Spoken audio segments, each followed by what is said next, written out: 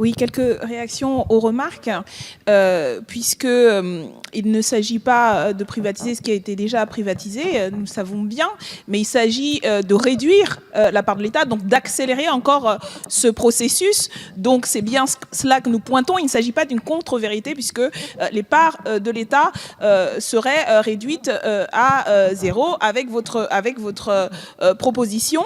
d'une part. Donc nous nous opposons à cette tendance. Et si on se rappelle les débats de l'époque, ce que vous nous avez déjà dit, par exemple, quand nous discutions du pacte ferroviaire, non, on gardera la place de l'État, etc., quand ça a été privatisé. Et on voit bien, et la preuve par Engie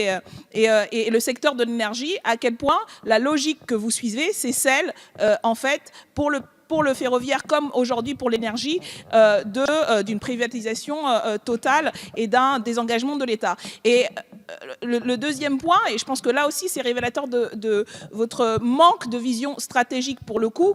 dans la question de la transition écologique, parce qu'il ne s'agit pas pour l'État, de notre point de vue, et je pense que du point de vue y compris d'une lecture globale et concrète de la nécessaire transition écologique, il ne s'agit pas simplement pour l'État de réguler, mais de donner une direction à la transition énergétique. Monsieur le rapporteur se félicitait que le secteur de l'énergie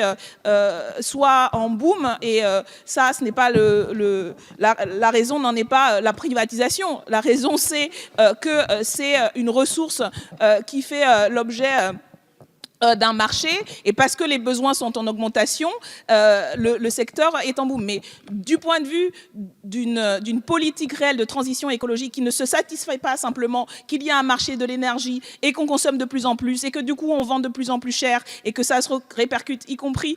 pour les consommateurs et consommatrices, il devrait y avoir un choix de réduire et d'organiser la réduction progressive de notre consommation d'énergie, parce qu'à ce rythme-là, nous sommes incapables de continuer à faire supporter à la planète